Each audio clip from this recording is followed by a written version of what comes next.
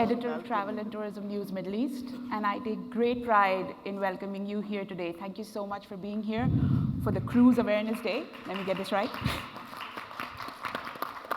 The Cruise Awareness Day, an important initiative conceived by GSA heads of leading cruise lines here in the UAE. You can see them on the stage here. The objective of this event is to deep dive, couldn't resist that, deep dive into the cruising industry, to rebuild knowledge and confidence in cruising, to make useful contacts. So when you leave here today, you leave as cruise enthusiasts, but armed with knowledge, support, and overall positivity in cruising. I see some great travel advisors here. Thank you so much for coming. Travel Counselors is here. Are you here, Travel Counselors? There's Always Travel. Al-Rustamani is here. Omer Travel is here, or not? Yes, they're here. Okay, great. Amex is here. Sira Group, Sharaf Travel, Horizon Tours, Musafir. Thank you so much, and many, many more. I do apologize if I haven't. Yeah, obviously I haven't because there's so many of you, but thank you. Thank you for being here. We kickstart this morning with an informative and hopefully myth-busting session with 6 experts here from the industry who have been instrumental in supporting and developing the outbound cruise industry here in the Middle East. Most of them don't need an introduction, and I think I'm already rude there because none of them need an introduction, would be the right thing to say. So our 6 panelists here, let's start with Mr. Ashok Kumar, Managing Director, Cruise Master, who represents Princess Cruises, Cunard, and P&O Cruises. Lakshmi, thank you. Lakshmi Durai, Chief Executive, Discover the World Middle East, representing Holland America Line, Seabourn, and Windstar Cruises. Michael English, Head of Business Development, Europe, Middle East, and Africa for Celebrity Cruises. Daniel Rosado, Director, GCC Iran for Spain Tourism, with glorious cruise ports in Barcelona, Valencia, Mallorca, Malaga, and many more. Karthik Radhakrishnan is here, Sales Manager, MSC Cruises, GCC, and Sri Lanka. Welcome. And last but not the least, we have Asif Hussain, Manager of Outbound Leisure, Altair Group, here to represent Disney Cruise Line. So, without further ado, Ashok, let's begin with you with a very simple question. How big is the cruise industry? And the questions are here, just in case you can't hear me. Thank you very much, Rashmi, for the lovely introductions. Assalamu alaikum. Good morning. Thank you for joining us this morning. How big is big? It's a very big question, I must, in itself. Looking at the audience here, there are people coming in from different segments of the travel industry. So, how big is big? Can be debated as well. But most of you guys are involved in selling the hotels, the airlines. So first of all, let's look at the biggest aircraft in the industry. It's what, A380 takes about, if it is a normal economy class configuration, about 800 passengers. But if you are looking at a 3-class configuration, about 500 odd passengers. Looking at another iconic hotel here in Dubai, you have Emirates Tower, which is about 400 rooms, so based on double occupancy or triple occupancy, can take up to 1,000 passengers. Now, when it comes to the cruise lines, if you can have a little, oh wow, there we are. See the comparison between the ships. Now, when I started my career in the cruise industry, which was good 28 years ago, the average size of the ship was about 70,000 tons. Now, giving all those numbers, it's maybe not making any impact on you guys, but I'm sure most of you have seen Titanic. Tell me who has not seen the Titanic. Okay, now Titanic was built way back in 1912 using something like 46,000 gross tonnage of steel, and it was said that this was the largest ship at that time. Uh, Switch over to around 1960s, the QE2, which is now docked at Port Rashid here, and who has been going around the world for nearly 35 years and now retired, of course. She was around 69,000 tons. And 1994, 95, average ship size was about 70,000 tons. Today, the largest cruise ship afloat is 228,000 tons, which is almost 3 times bigger and takes roughly 6,900 guests plus the crew of 2,300. Now, does that tell you how big the cruise business is? Uh, Still going back on the previous slide, all those ships are average 69,000 and the biggest is 208,000. When the cruise industry in Dubai started, and it started from Port Rashid, where the QE2 is docked at the moment, that was the only port, and then Dubai government seen the vision of how good the cruise business is, and they started developing a port, and was taking only one ship. Then they realized that one ship port is not enough, and then they built the new 2 terminals now, Sheikh Hamdan Terminal and Port Rashid Terminal number 3, which at a time can take 7 ships. And even if that is not enough, they have built a brand new cruise terminal in Marina. So progress made from 96, 97 to 2022, in just little over than 2 decades, you have 2 brand new cruise terminal in Dubai. And that's the size of the ship, the industry in Dubai. Now, what does the industry do with all those ships?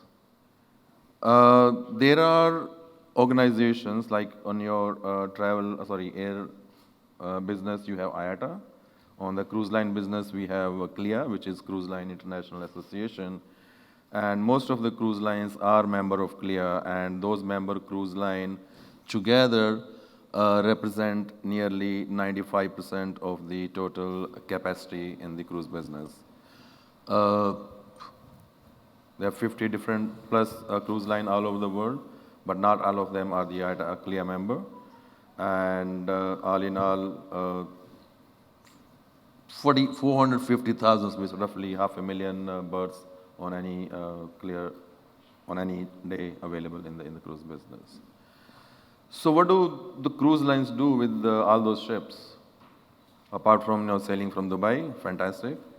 The cruise lines which are operating all over the world, and the different region which we are looking at is the Mediterranean, the Greek Isles, Alaska, Northern Europe. These are easy to reach from here, as well as the access, the airlift is pretty good. And other than that, we have a saying, wherever there's a water, we have a cruise ship for you. And that includes not necessarily on the oceans, but also on the rivers, and also if you look at south or north, or they call it Antarctic or Antarctica, we have the cruise ships there for you. That's all about, I'm sure it gives you a fairer idea of how big the cruise industry is.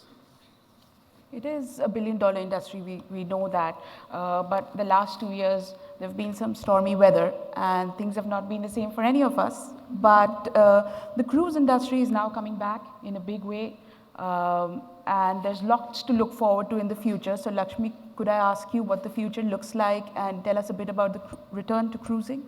Yeah, return to cruising is happened very successfully, I would say. Like any other industry, in March 2020, the cruises have to be, like all the cruises were stopped sailing. Of course, the CLIA and all the cruise line veterans across multiple cruise lines, everybody worked very hard and worked very closely with the government of different destinations, because cruise is not just one destination. So they had to really work across the government across the world and to get back a smooth resumption of cruising. The resumption of cruising doesn't mean just putting like thousands and thousands of people back into work, because there are a lot of ancillary business which is dependent on cruise business, starting from the small souvenir shop in the port to the supplies, the food supplies, fuel supplies, and then the destination, tourist destinations, attractions. So there are a lot of businesses connected to that. So a resumption of cruise means a lot to these businesses as well. So I would say this is really, cruising has become like a model for a responsible travel. So which it is very important for cruise industry to be back, for so many people to survive. It took, I would say, as less as just 4 months. In July 2020, we started seeing some ships coming back. Few ships, of course, started coming back. So if you see the slide, you can see that there were 29.7 million guests traveled in cruised in 2019. So which is a good year in 2019. Then coming to 2020, there were 5.8 million guests who traveled, and these guests are actually, this is post-resumption in July 2020. So obviously, given that time of the year, given at that situation, getting so many people back in a period of 5 months is a good number still. The real resumption took place in 2021, where the cruise industry really bounced back with 46% of the people who traveled in 2019, they were sailing in 2021.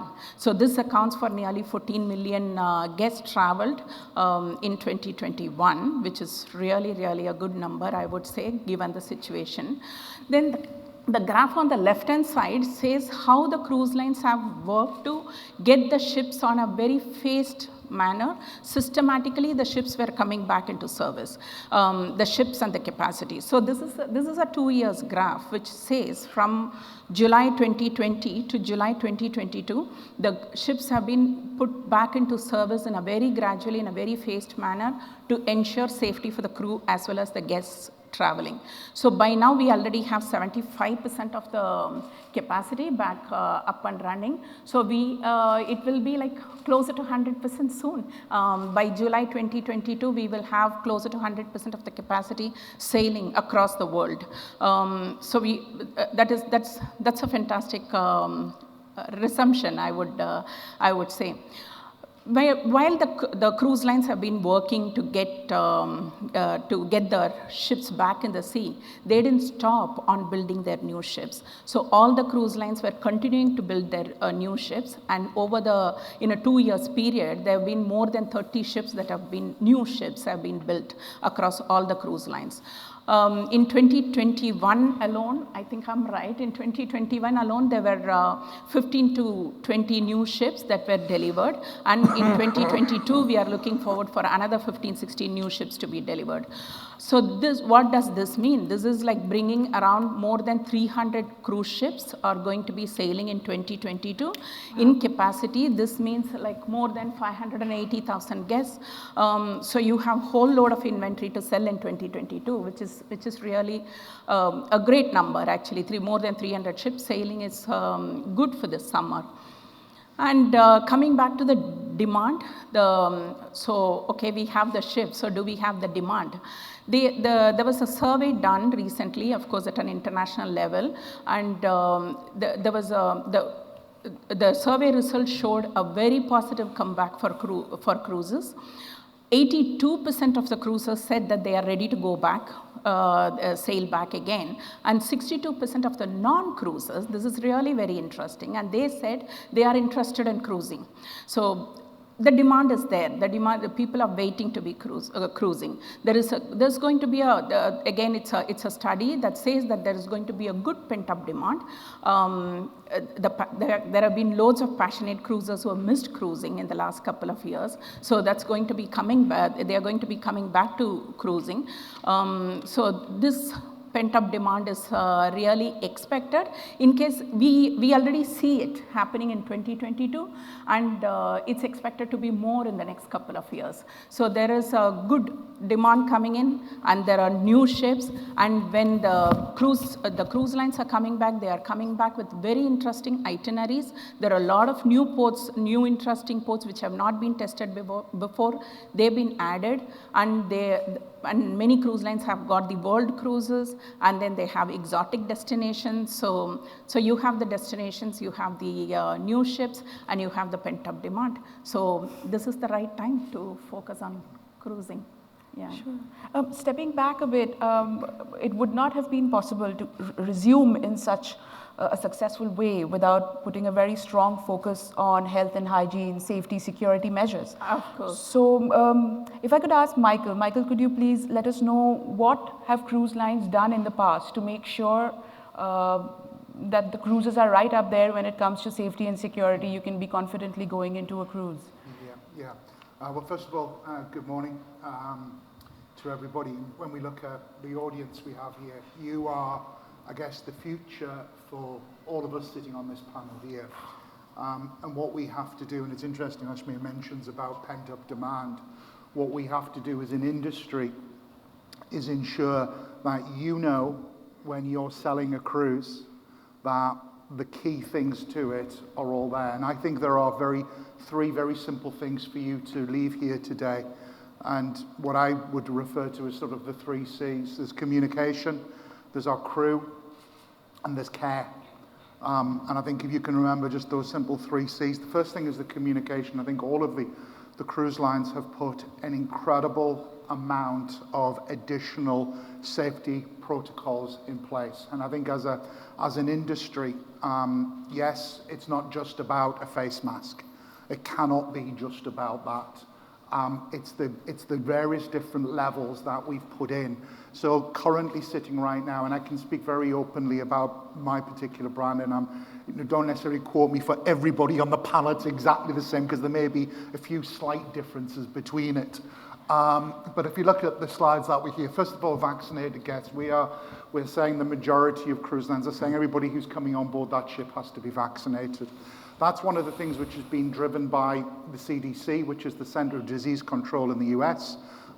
There is a protocol which most of the cruise lines have signed up to. I think as you were mentioning about CLIA, if you're a CLIA cruise line, these are the protocols which we're following. So from your side, if you're not selling cruise, you want to be looking at the CLIA members first of all. That's really important for you in the travel industry. And also all of our crew. So our crew are 100% vaccinated and boosted as well. We're currently running through a whole booster program. So there's the first thing. The second thing that's happening in many of the ports of call we are testing guests before they arrive. So we're asking people to be tested. So first of all, you've got people who are vaccinated. The second thing, 48 hours before people arrive at the cruise terminal, they're being tested. And then what you've then got on board the ship is a very safe environment and trying to be as safe as possible. And I think, as Ashmi has mentioned, there is pent-up demand. I think he said it was 65% of pent-up demand. Those people are going on holiday, whether it's to South America, whether it's to the Caribbean, the Maldives, Mauritius, wherever you want in the world. The thing about the cruise industry, every member of crew on that ship is in a bubble.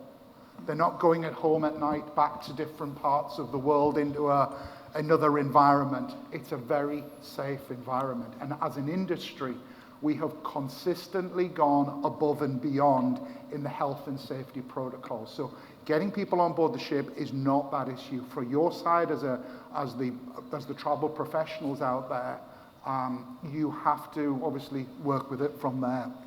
So I've touched on that, touched on vaccinated crew. Mask guidelines. Well, first of all, I flew in yesterday, and I don't know quite know what I was expecting when I landed, but I've been quite surprised as an Englishman coming into Dubai. There's still a lot of people wearing face masks, even out on the street. So it's for a tour. Well, you call me a tourist. I'm not here on a holiday, by the way. But for somebody who's come into work, I was quite surprised by that. So that doesn't worry me because I see people wearing it.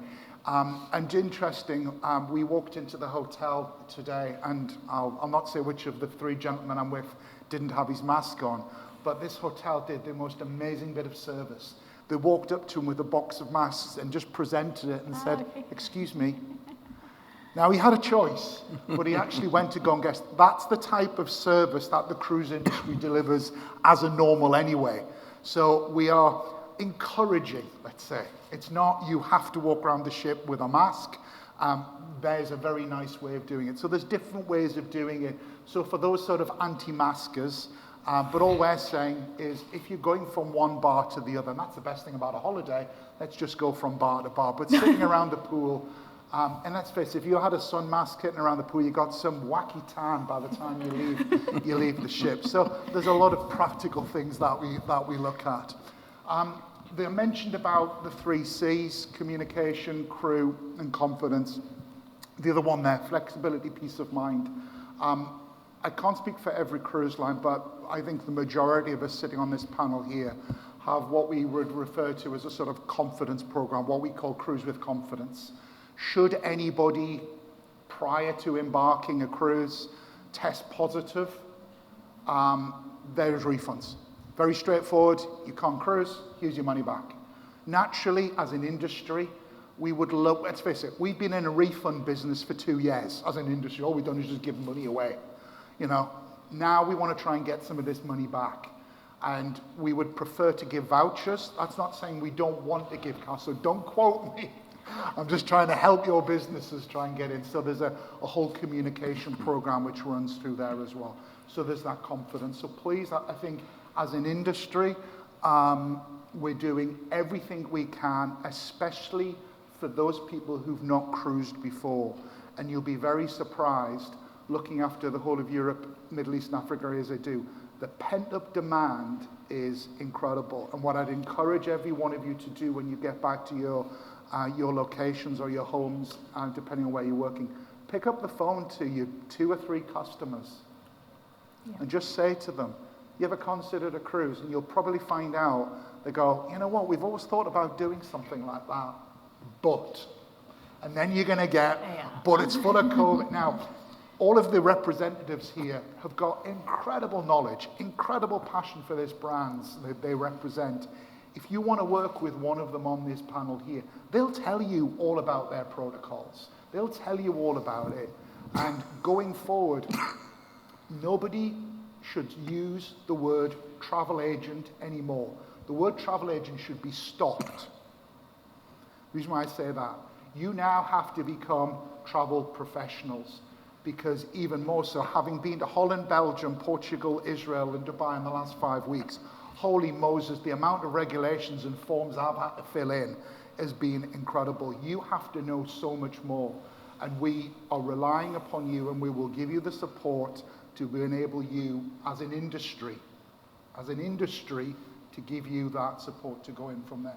So hopefully with what you see there, share it with your customers, take pictures of it, tweet it, Facebook it, do whatever you can. But as an industry, we on this panel, all of us are doing everything we possibly can to help and support you grow your businesses.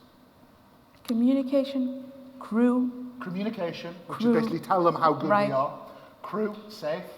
And Confidence, and, okay. And the confidence and that care, sort of care area is what we're down. 3 You'll not Cs. get that out of any hotel chain anywhere in the world other than the cruise industry.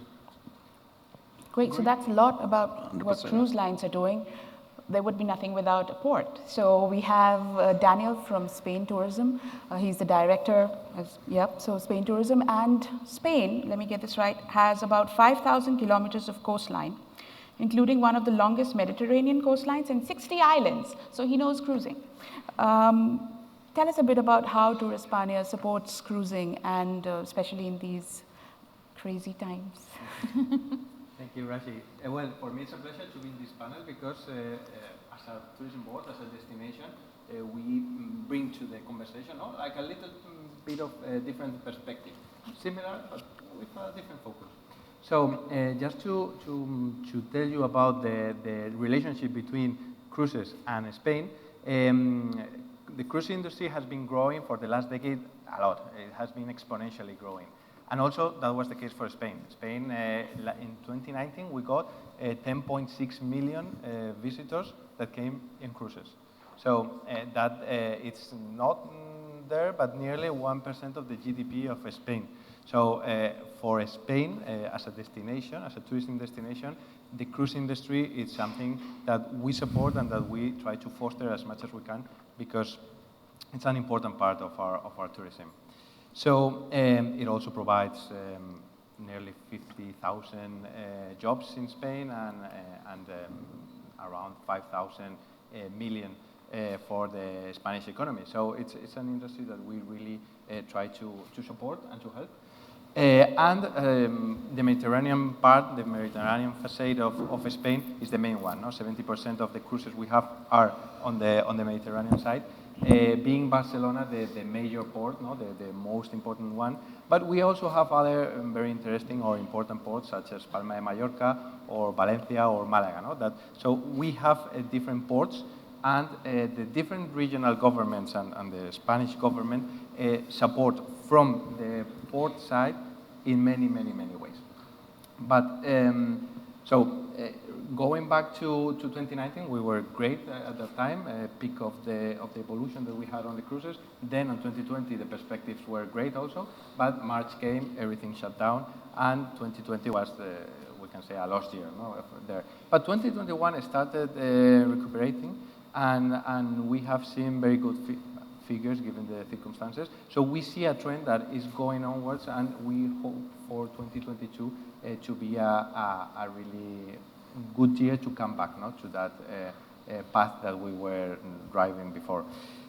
So from the tourism board perspective or from the destination perspective, what we try to support is the cruise industry in different ways. First of all, when someone is is thinking of going on a cruise, they of course look at the cruise, what it offers, what are the services, what are the accommodations, activity inside the cruise. But also they look at the destinations where they touch and they make the decision where to go and see. So on our side, we try to make our destination attractive, to be able to bring people to the Mediterranean coast and, if possible, to start from Barcelona, for example, the cruise. So there are two elements, the destination and the cruise. And on our side, what we try to do is to make it easy for people to come to the initial port to start the journey or even the final destination also. So we have eased the restrictions quite a lot to come to Spain. At this moment, the UAE is in the safe list of Spain. Even Qatar and Saudi Arabia are also in the safe list. So actually, you only need to fill in the form and get a QR code, and that's the only thing you need. You don't need to be vaccinated. You don't need to have a PCR or a certificate. Now, in the safe list, you don't need anything. So that gives people the chance to come with easiness, to the country. Although this list sometimes changes, and previously, if the country is not in the safe list, what we ask is a vaccination or a PCR test. So the conditions to come to Spain are not difficult to achieve, and actually we encourage to people to be vaccinated or to do the testing so that we can have that security, in that safety. Also, from our perspective, we try to encourage the cruises, and we are making, or they are being done in many ports. For example, in Barcelona, they are now doing a new terminal for cruises, and we are always trying to have infrastructure that it's modern, that it can have all the requirements that it's needed now, including the safety. So we are trying to push the destination together with the cruises. And during these tough times, we also helped as a government. There were different packages that supported the cruise industry from the Spanish government, such as paying the salaries of people that were working for companies in Spain related to any tourism company, any company in the tourism sector. So we supported through different aids from the government, subsidies and helps. So bottom line is that we are helping as much as we can, especially sending that message of confidence, of safety, which is the thing that we need to enable for people to get that confidence to travel back. And finally, restrictions are easing in Europe, also in Spain, for example, since last week, masks outside are not mandatory. And also this is affecting the decision-making process of the people, because when restrictions are easy, are less, and you go to a country where you feel safe, then the decision it's easier to take. Absolutely. And speaking of destinations that support tourism and cruising specifically, we'll be remiss not to mention the UAE. So Karthik, can you tell us a bit about how the UAE is supporting the cruise industry, and what does the future look like? Okay, now if you see this season, there are around 126 cruise calls and over 500,000 In the UAE? In the UAE, Sorry, right. yes. Over 500,000 cruise tourists are expected for this season. And this is because UAE has become one of the leading cruise destinations. And if I may say, many of the cruise liners have added UAE and this region into their itineraries. Now, this indicates the optimism and the growth in the cruise sector in the region.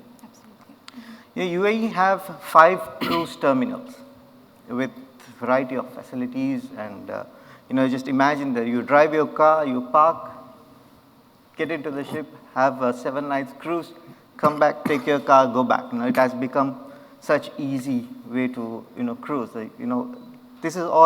This wouldn't have happened if they wouldn't have done the infrastructure for the cruise sectors in the UAE.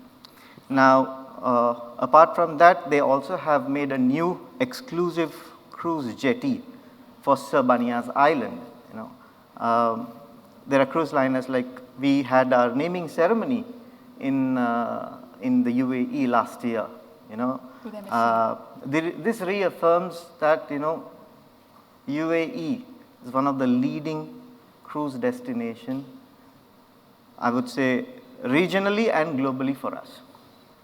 And UAE is most important for us, and for as future, we will be deploying one of our latest fleet, and the largest fleet for 2022-23 season.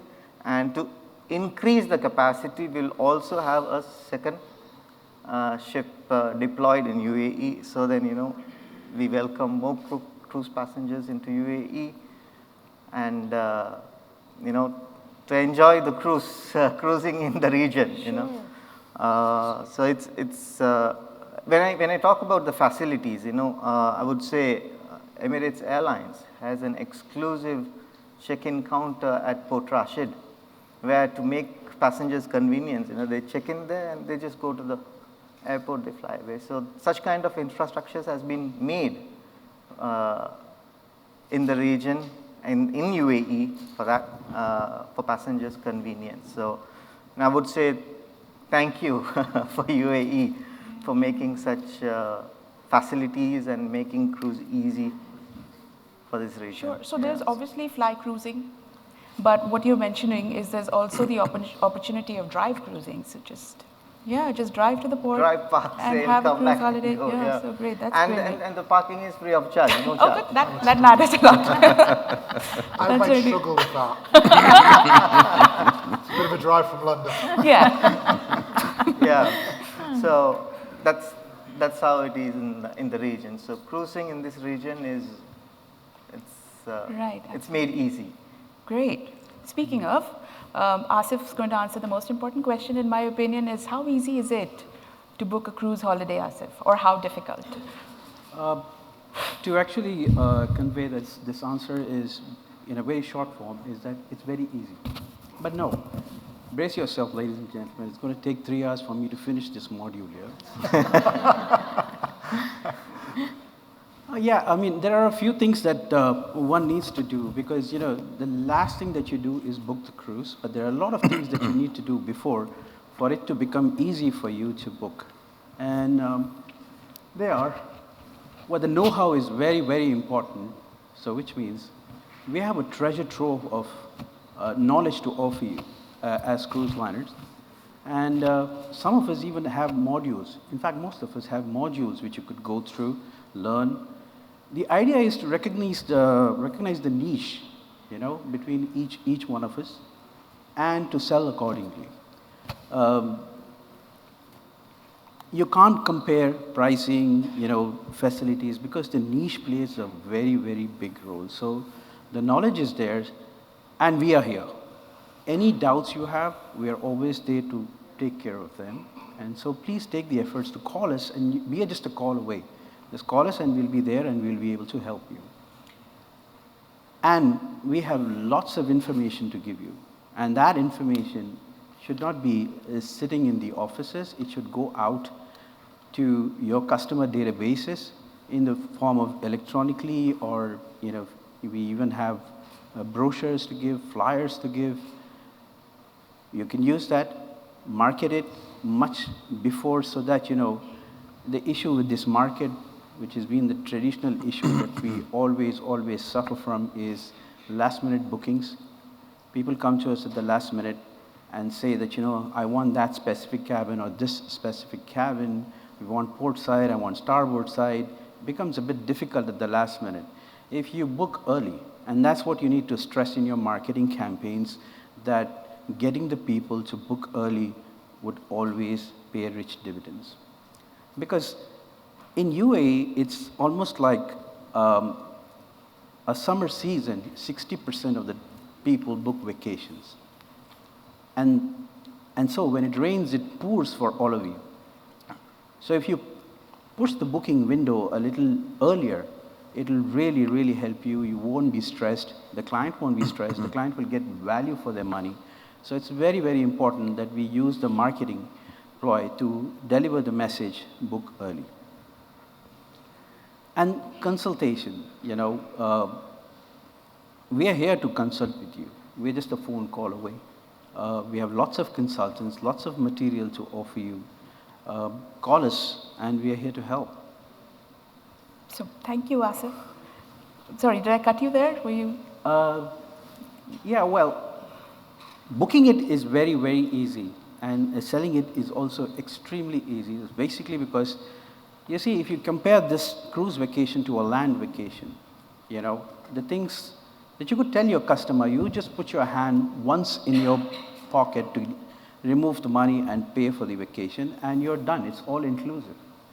So you have accommodation sorted out, you have all your 3 meals sorted out, you have transportation sorted out, you have evening entertainment sorted out, you have your beverages, your pools, your recreation, everything sorted out, and on all that you sell, you're likely to get commissions.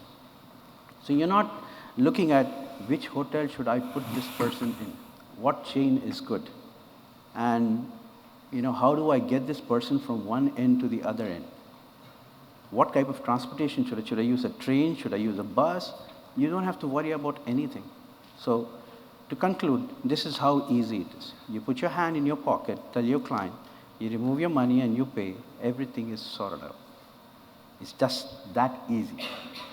Great. So we just had some questions from the audience which are already here. We'll give a chance. But tell us about cruise developments in Saudi Arabia. Does anyone want to take this up? Cruise development in Saudi Arabia, which cannot be ignored. There's a sizable portfolio there. Who's the Whoever wants to speak. Who wants to take it? Well, the region has definitely Dubai alone cannot be the cruise hub.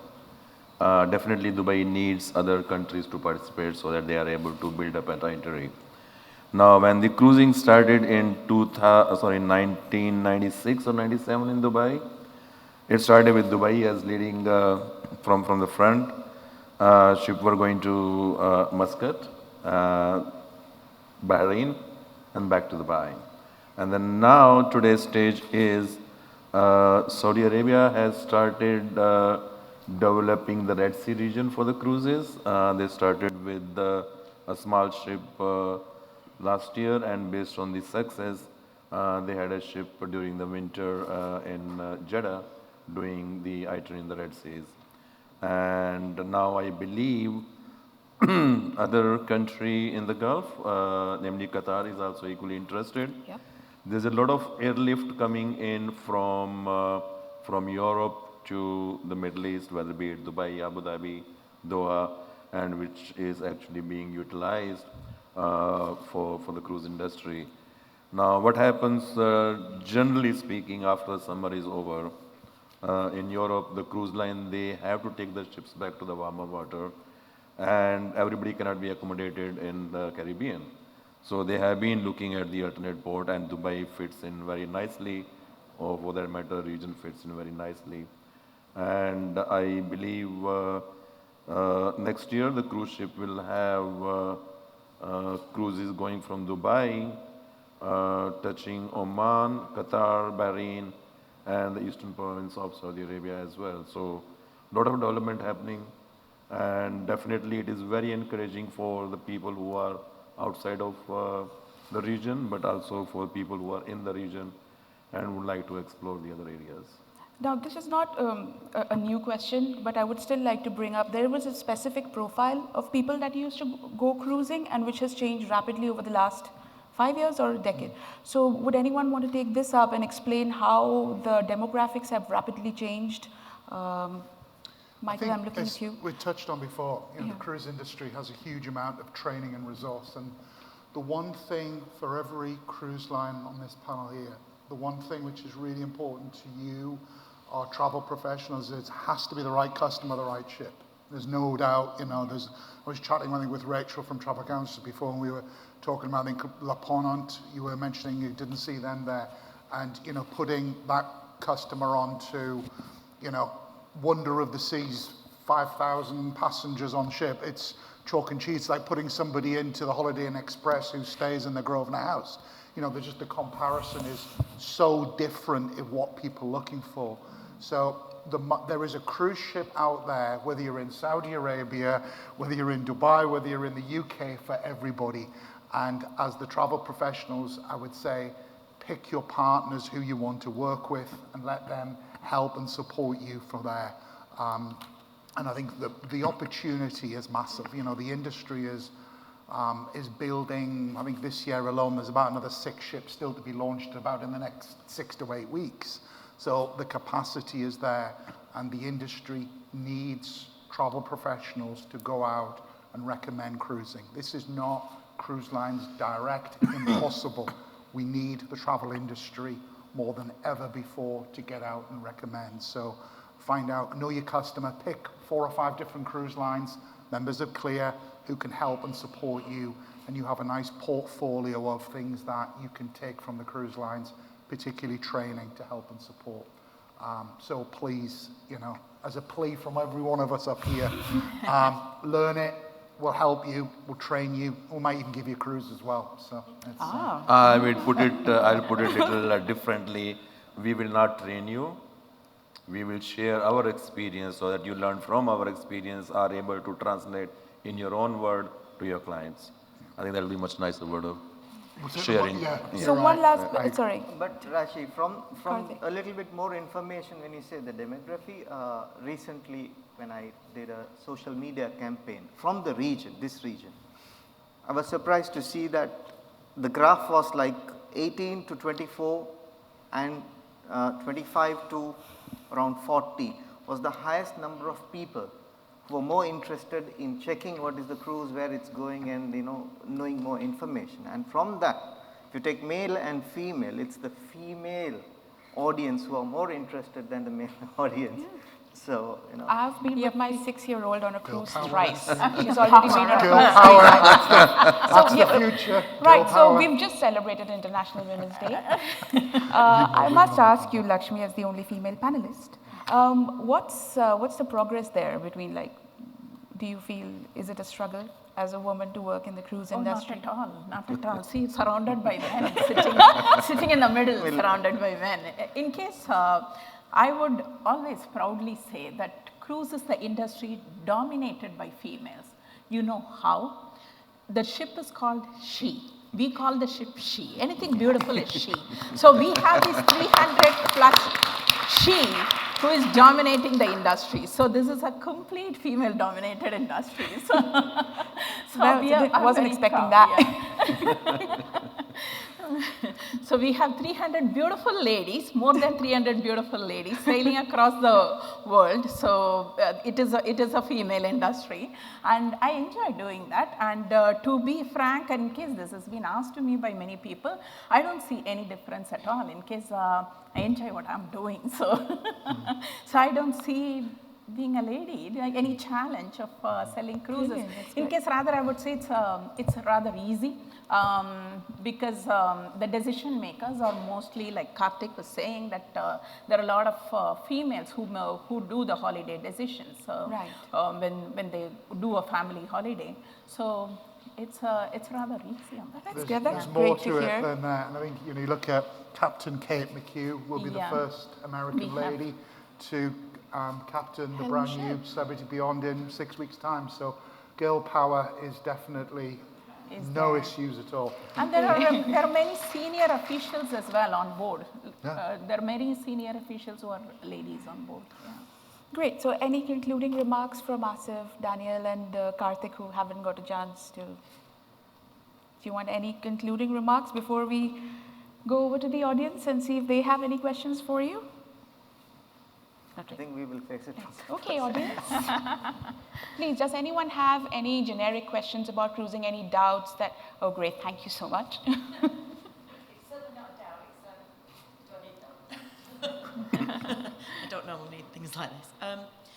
I was one of the people that returned to cruise in 2021. Oh, wow. And it was noticeable when I was looking that there were a lot of shore excursions which could only be done if you were part of an organised group. Are we moving away from that now? Because I do know that is something that people weren't too keen on. They want to be able to go off and explore by themselves. They are actually. I think in UAE, it is independent excursions which is happening now, except I think in the region I'm talking about. And Qatar for the moment, I think they're getting prepared for the FIFA, so it is still a bubble tour. So it's I think Daniel in Spain. Well, it depends on the cruise, no? On the itineraries or packages that they have inside the cruise. So we'll see how it. Yeah, basically to summarize, I would say now some ports, it mostly depends on the ports that the ship call, rather than it's a ship thing. It's more of the country, how they want it, whether they are allowed the free excursions or they want it to be only through the ship excursions. Things keep changing. So that's why we experts are there. So I would say check on when you are doing the booking, keep checking because everything keeps changing, and so we as more and more people relax, and there could be more and more ports which will be allowing the free excursions. So. If I can add to what is being discussed, is situation is still evolving. So much so, I don't know if you guys are aware, only day before yesterday, Canada, they said they are going to be ready for the cruise business for 2022. Yeah. So the guys, if you have any passengers who are or guests going to Alaska, they are back to business and they're back to normal. Shore excursions, if not today, by tomorrow, day after, within a week or 10 days, it's gonna be life back to normal. And just wait for the news, and then even if it is not, the difference between going on a shore excursion organized by the cruise line versus doing independently, cost-wise not much of the difference, but if you go on a shore excursion organized by the cruise line, In case of any cancellation, you get immediate refund. Plus, you have the peace of mind that before the ship leaves, the shore excursion company is going to bring you back in time before the ship departs. So the peace of mind is there. Michael, did you have something to add, or? Yeah, We you think covered in it the all. same, we think the cruise lines, I'll You be took honest, your the cruise lines. lines do not want bubble shore excursion. Fact. We don't want it, because what's the cruise about? Freedom, flexibility, do your own thing. But all of us in the travel industry, can you imagine trying to work out a policy which a cruise goes to Spain, France, Italy, and Greece, and pops into Turkey, and every government? Our busiest departments of all of our cruise industry at the moment are our media relations and government relations. We need the destination. That's why I'm so pleased the Spanish Tourist Board have sponsored today, because it's without them we can't sail. So thank you, Spain, for the, being that endorsement, because we do need the industry to. This is a whole collaboration. The main business activity for the cruise line is the cruising and the ancillary services on board the ship. Shore excursion is just to help the guest have a little bit extra good time on, and definitely they would like to organize under circumstances a bubble. But if bubble has burst, people are happy to go on their own. It's perfectly fine. Does that answer your question? Do you have a follow-up? Does anyone have any questions? Oh, great, yeah. Even, I'm like, you're me in the audience. Sorry. I'm you. This one's very specific to Michael, just because you just mentioned Captain Kate. Does she really keep bug naked on that ship with her? Yes, she does. And if anybody, if anybody, It's an yes, amazing cat. She has her own cat which follows Kate McHugh around, and I think the cat has as many Instagram followers as she does, if not more. So if you want a proof point of girl power, follow Kate, Captain McHugh on Instagram, and she's a character. She's a social media icon in our business. Yeah. Talked about vaccination. Are you going to request the? It's working now. Request the booster, or is it only going to be the 2? Or will that depend on the country that you're going into As ports? of now, it's only 2. The boosters have not been made compulsory, but if you have boosters, well and good. Again, things are changing, so it could change as the vaccine. We all have to sort of answer that question at 20 to 12 on today. The answer is double jabbed. We're boosting our crew. I think the majority of panels, and everybody's nodding, are boosting crew, but there's no requirement for guests to be boosted yet. So come for this afternoon session. And it might change. Could be different, it could be different. It might have changed. I know. So actually, that's just one thing, and I know just as a travel agent thing had complained. A travel agent actually called me. Travel professional. Thank you. Travel professional. Thank you very much. His words. A travel professional called me 6 months after all of this fun and games started and said to me, had a real go, and said, you should produce a guidebook of all of the cruise line protocols. Well, goodness me, if we'd produced a guidebook, I think we're in edition 19 now. So all of the cruise lines here for you. If you didn't know where to find the protocols, whether it's for Royal Caribbean, Celebrity, Holland America, Seabourn, whoever it is, they're all online on the .com websites. They're all there. So that's the best place to get the most accurate information, and where we, as an industry, change it when it needs to. Any other questions? If I can add to what Kim had asked, travel professionals, cruise line is, or cruise lines are the only segment in travel and entertainment business which are required by law to monitor, collect and report all cases of medical conditions including COVID to the local government authorities. So you have peace of mind that it's only the cruises is the most safest place to be when you're looking for the holidays. I'm just going to ask, oh, sorry. None of the other segments, be it the hotel or the airline or the resorts, are required by law. And that's why when situation came, the CDC, unfortunately, started showing their colors, and they were flexing their muscles to know this should be there and this shouldn't be there, plus the local government regulations. All in all, there are about 11 or 12 different governmental organizations where the cruise lines have to report their daily activities. Thank you. So this is me just stating out certain factors before the question. When we talk about pet policies, having pets being part of a family, they're also commercially becoming a very, very big segment, because they're noticing where parents and family are including their pets, are getting included into many areas now openly, are adding to more business. I just wanted to hear if any cruise liners are taking that as a priority in their agendas. If I could wolf whistle, I would. Sorry, so yes, please go ahead. Who has the answers? Do anyone do? No. I can speak only from my brand on this subject. Right now, our policy is for, what's the right word I want to use? Not pets, but if it was guide dogs, there is a very small opportunity to do something there. But like anything else, if there is demand there for it, who knows what's going to happen in the future. But right now, it's not something that Celebrity Cruises has a policy on bringing pets on board. The only cruise line which accepts on board the ship is Cunard, and that is only mainly on the transatlantic voyages going from Southampton to New York and then back. The other routings in Northern Europe, I'm not sure whether they have the facility.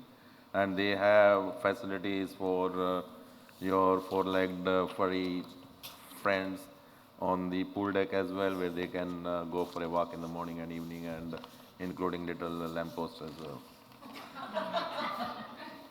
But there's probably an opportunity there for a travel business to do both. Yep. For the travel agent to take professional, Yeah. to take over that responsibility and have a partnership with a caring place where you can go out and say, we will take care of your pets when you go on holiday. So turn it around to an advantage to yourselves. Great. So this is all the time we have, except for one little question. Sorry, yes, my question, which is, I've traditionally seen that the Mediterranean cruises are the ones that sell the most in the Middle East. And as an editor, I get to read about so many amazing things like expedition cruising, the Galapagos. There's so much you can do. A bit about where, for beginners, if there are beginners in this room, I'm not really aware, what would be a good itinerary to, where would we start? Would we start with the Mediterranean, go to the Arctic, Galapagos? What would be, because you don't want to sell the same thing and you don't want to be in a little box. So what would be the right way to approach this? Yeah, I can take this, yeah. Actually, Mediterranean is good to start with. As you mentioned, it's a very, very popular itinerary. I would say choosing a destination is very much a personal interest. So if you are a beach lover, Mediterranean is not your destination. So if you are a beach lover, choose the Caribbean. If you love the scenic beauty, the cold weather, Norway cruise. And if you like history, you want to see places, Mediterranean is very beautiful. So each destination has got its own charm and its own merit. So what we advise normally is first you decide what is your interest, where you want to cruise. Then choose a cruise depending on the destination based on your interest.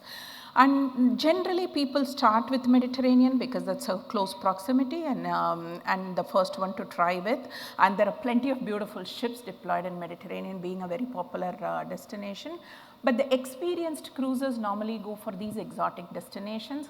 There are cruises, plenty of cruises. There are plenty of cruises across the world. You have cruises, apart from the standard Caribbean, Alaska, Northern Europe and Mediterranean, you have the Antarctica cruises, Arctic cruises, as you were mentioning, the Galapagos.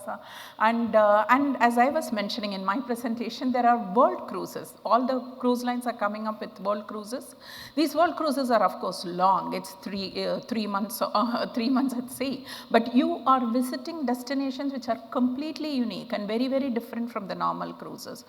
So I'm sure you all have a lot of repeat guests, and cruise business is all about repeat guests. In case we used to say that you put a guest once, then that's a business for you forever. Not only that particular person or family, they bring groups, and then your business only grows with repeat business of people bringing more and more people.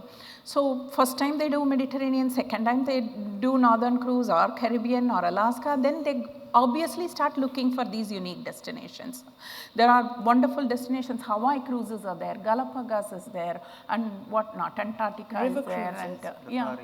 The Far East cruises are there, yes, and the Dubai, and yeah. So there are plenty of options out there. So when your guest has already done the Mediterranean, please they don't have to look for the new dates, but you have plenty to offer. You can just check across all the cruise lines for different itineraries.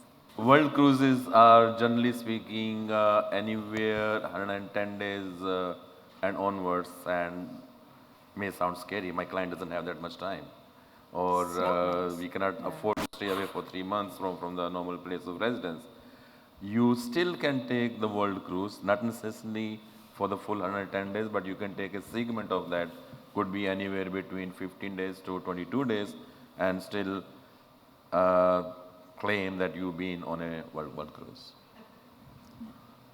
Brilliant.